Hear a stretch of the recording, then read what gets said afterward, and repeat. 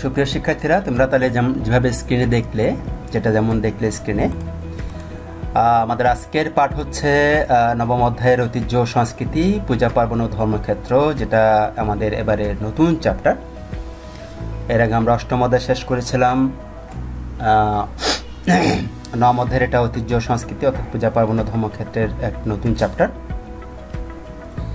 তো আমরা সে পাঠে যাই আজকে। নবম অধ্যায়ের প্রথমে আসো ঐতিহ্য, সংস্কৃতি অর্থাৎ পূজা পার্বণ ও ধর্মক্ষেত্র, এটা সম্বন্ধে আজকে আমরা ডিটেলস জানবো। এর পরবর্তীতে আমরা বিভিন্ন উৎসবের অর্থাৎ বিভিন্ন পূজা পার্বণের কথাগুলো আমরা জানবো। আমরা আজকে ঐতিহ্য, সংস্কৃতি এই বিষয়টা নিয়ে একটু কথা বলবো। তো আমরা জানি যে হিন্দু ধর্ম পৃথিবীর একটি অতি প্রাচীন একটা ধর্ম।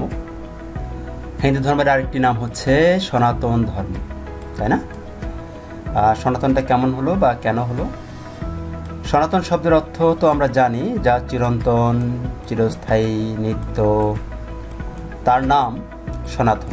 অর্থাৎ যা চিরন্তন, চিরস্থায়ী, নিত্য, তার নাম হচ্ছে সনাতন, যেটা এখনই আছে, আগেও ছিল, ভবিষ্যতেও থাকবে। অর্থাৎ হিন্দু ধর্মের পূর্বে ছিল, বর্তমানে আছে এবং ভবিষ্যতেও থাকবে। এই কথাটি থেকেই তোমার হিন্দু ধর্মের প্রাচীনতার পরিচয়টা পাওয়া যায়, ঠিক আছে? অর্থাৎ একদম পূর্বে, সবার আগে কিন্তু সৃষ্টি হয়েছিল এই হিন্দু ধর্মটা। তোমরা নানান ধরনের পূজা পার্বণ দিয়ে জিনিসটা বুঝতে পারছো। আমরা কিন্তু বৃক্ষকে পূজা করি, বৃক্ষের বিভিন্ন অর্থাৎ ফুল, ফল, পাতা, এগুলো সবগুলি আমাদের লাগে। এবং তাছাড়া আমরা পানিকে পূজা করি, আমরা সূর্যকে পূজা করি, অর্থাৎ প্রকৃতিতে যা যা আছে মোটামুটি সবগুলোকেই কিন্তু আমরা পূজা করি, তাই না? এটা আগে প্রাচীন যুগে মানুষ যখন তোমার খাদ্য অন্বেষণে বের হতো এবং বিভিন্ন সময় তারা যখন প্রাকৃতিক বিভিন্ন বিপর্যয় সম্পর্কে জানতো না, তখন মানুষ এগুলোকে ভয় পেত। আর ভয় পাওয়ার কারণে মানুষ সেগুলোকে পূজা করতো, তাদের কাছে মাথা নত করত। এই মাথা নত হওয়া, এই পূজা অর্চনা করা থেকেই কিন্তু এই হিন্দু ধর্মটা সৃষ্টি হয়েছিল, ঠিক আছে? তাই হিন্দু ধর্ম যুগ যুগ ধরে তার অনুসারীদের মধ্যে নৈতিক গুণের এই বিকাশটা ঘটিয়েছে, সকল ধর্মকে সত্য বলে ভাবতে শিখিয়েছে, জীবকে ঈশ্বর জ্ঞানে সেবা করতে অনুপ্রাণিত করেছে, মন্ত্র, শ্লোক, উপাখ্যান প্রভৃতির মধ্য দিয়ে নৈতিক আদর্শ প্রচার করেছে। তাহলে মন্ত্র, শ্লোক, উপাখ্যান প্রভৃতির মধ্য দিয়ে নৈতিক আদর্শ প্রচার করেছে এই হিন্দু ধর্ম। ভালো মানুষ হওয়ার প্রেরণা জুগিয়েছে, তাই না? আমরা ভালো মানুষ হওয়ার জন্য প্রেরণা যোগাই এই ধর্মের মাধ্যমে, এই কথাটাই কিন্তু বোঝানো হয়েছে। তোমরা অন্যান্য ধর্মে সেটার ব্যতিক্রম কিছু দেখতে পাও, কনফার্ম তোমরা দেখেছো, তোমরা অনেক বড় হয়েছো, যতটুকু বড় হয়েছে ততটুকুর মধ্যে কিন্তু তোমরা দেখতে পাও যে অন্যান্য ধর্মাবলম্বীরা বা ধর্মের লোকেরা কীভাবে করে বিভিন্নভাবে কিন্তু জোর দিয়ে বা নানান ধরনের অপপ্রচার চালিয়ে কিন্তু তারা নিজের ধর্মটাকে প্রকাশিত করছে।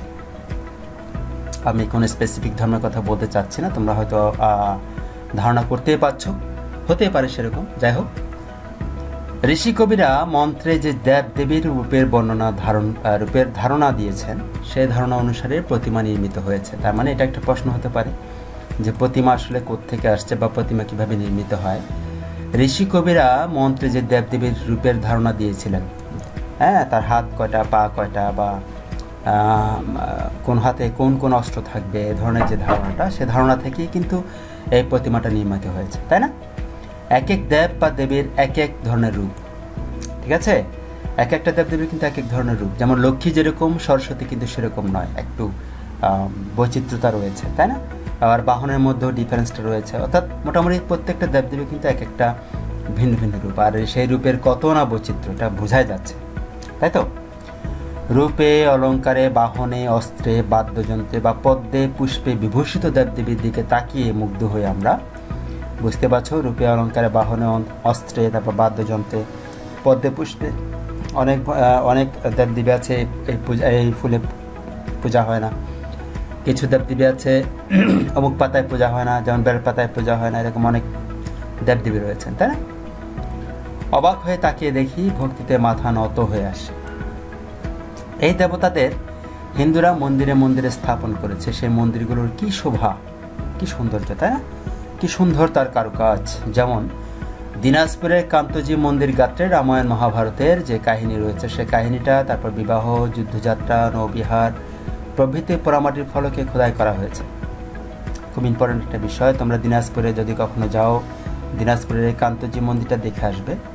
এই কান্তজি মন্দিরটা কিন্তু এখন জাতীয় ঐতিহ্য, অর্থাৎ ইউনেস্কো কর্তৃক ঘোষিত একটা জাতীয় ঐতিহ্য হিসেবে, কিন্তু বিশ্ব ঐতিহ্য হিসেবে একটা স্বীকৃতিপ্রাপ্ত, তাই না? এটা পরবর্তীতে আমরা জানব। সেই মন্দিরের গায়ে কিন্তু রামায়ণ মহাভারতের বিভিন্ন কাহিনীগুলো ছবির মাধ্যমে বা টেরাকোটা অর্থাৎ পোড়ামাটির ফলকে কিন্তু খোদাই করা আছে। অপূর্ব তার সৌন্দর্য এবং নির্মাণ কৌশল। হ্যাঁ, এই নির্মাণ কৌশল যে কীভাবে তারা আয়ত্ত করেছে সেটা বলা বাহুল্য।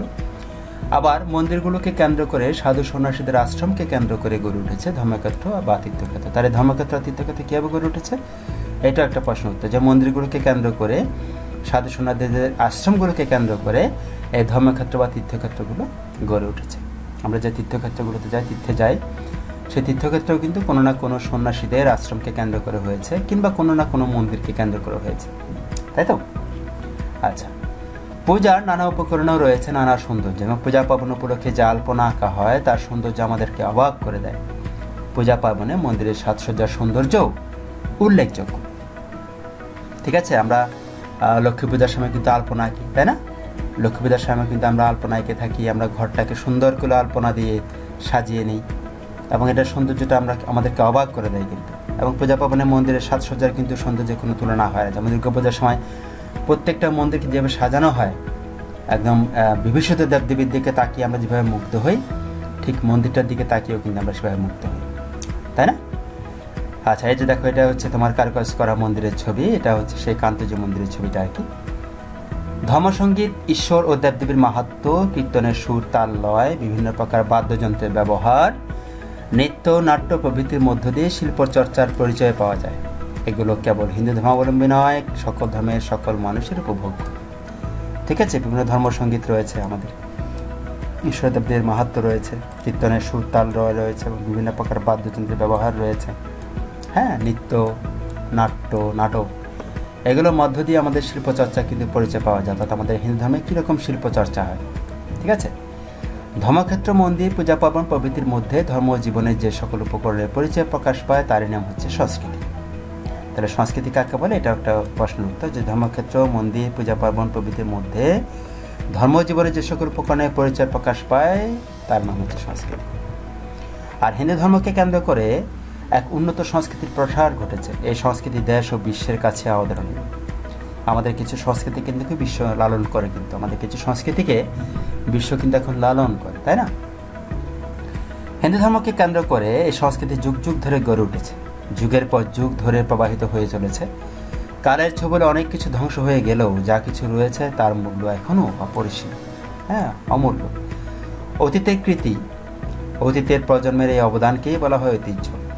এই যে হিন্দু ধর্মকে কেন্দ্র করে যে সংস্কৃতিগুলো আমাদের অতীতে দিয়ে গেছে আমাদের পূর্বজন্মের যারা আছেন তারা, সেই অতীতের প্রজন্মের যে অবদান, সেই অবদানগুলিকে বলা হয় ঐতিহ্য।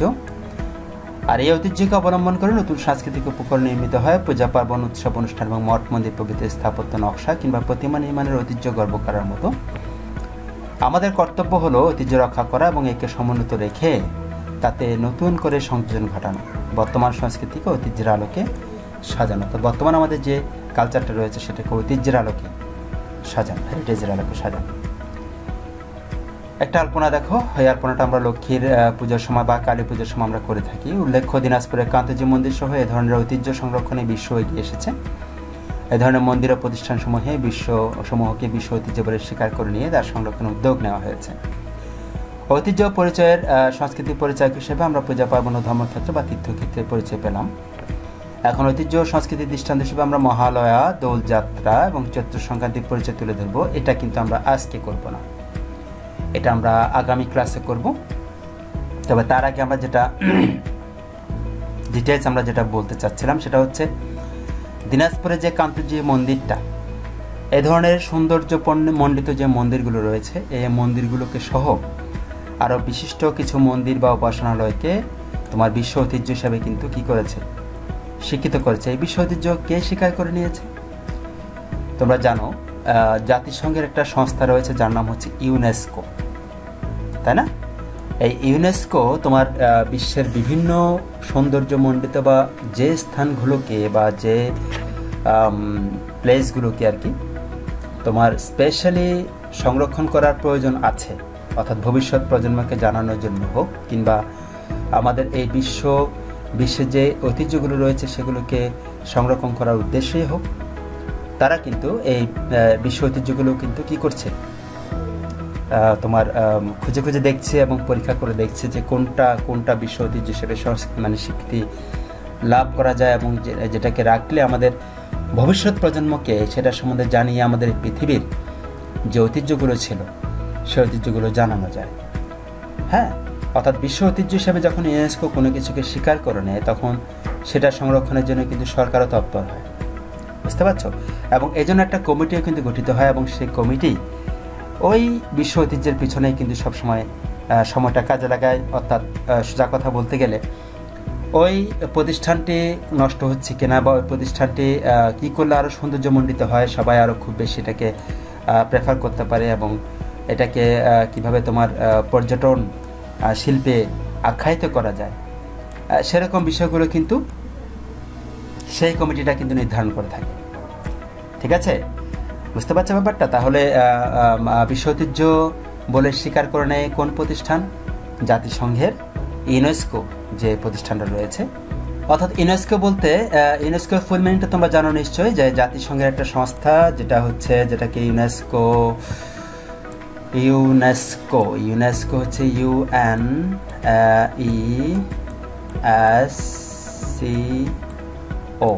তাই না? ইউনেস্কো, হ্যাঁ ইউনেস্কো।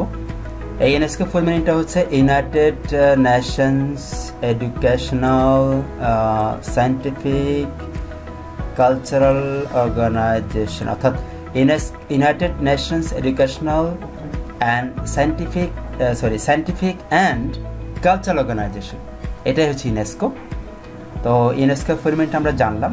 এই বিশ্বের এই জাতিসংঘের এই সংস্থাটি বিশ্ব থেকে যতগুলো তোমার ঐতিহ্যমণ্ডিত স্থানগুলো রয়েছে সেগুলিকে বাছাই করে এবং সেগুলিকে সংরক্ষণের উদ্যোগ গ্রহণ করে। ঠিক আছে, তাহলে কান্তজি মন্দির, দিনাজপুরের কান্তজি মন্দিরকেও ইউনেস্কো, জাতিসংঘের এই সংস্থাটি ইউনেস্কো বিশ্ব ঐতিহ্য হিসেবে স্বীকৃতি দিয়েছে। ওকে, তো আসো এবার তোমাদের জন্য কিছু বাড়ি কাজ দিয়ে চ্যাপ্টারে যতটুকু আমি পড়িয়েছি তার মধ্যে থেকে আমি কিছু প্রশ্ন দিচ্ছি। প্রশ্নগুলো তোমরা দেখো, করে নিয়ে আসার চেষ্টা করবে এবং করবে। হিন্দু ধর্ম কী ধরনের ধর্ম? সনাতন ধর্মের অর্থ কী? হিন্দু ধর্ম কীভাবে উন্নতি করেছে?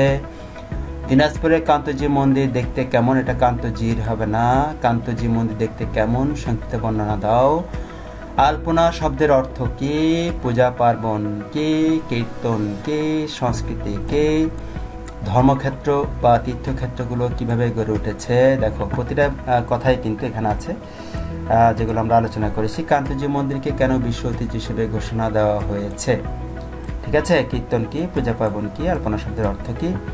কান্তজি মন্দির দেখতে কেমন? ওই যে টেরাকোটা যে বলেছিলাম আমি, সেই বিষয়গুলো একটু মাথায় রাখতে হবে এবং সেগুলোকে জানাতে হবে।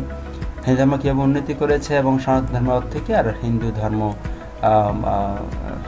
ধর্ম কী ধরনের ধর্ম? ঠিক আছে, সনাতন শব্দের অর্থ কী?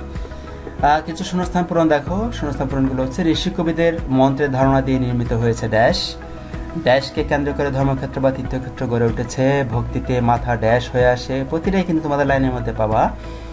হিন্দু ধর্মের আরেকটি নাম ড্যাশ ধর্ম, ড্যাশকে কেন্দ্র করে সংস্কৃতি যুগ যুগ ধরে গড়ে উঠেছে। বাদ্যযন্ত্র, নৃত্য বা নাট্য প্রভৃতির মধ্য দিয়ে ড্যাশের পরিচয় পাওয়া যায়। আমাদের কর্তব্য ড্যাশকে রক্ষা করা, অতীতের কৃতি, অতীতের প্রজন্মের অবদানকে বলা হয় ড্যাশ। কান্তজি মন্দিরকে ড্যাশ স্বীকৃতি দেওয়া হয়েছে এবং বর্তমান সংস্কৃতিকে ড্যাশ আলোকে সাজাতে হবে।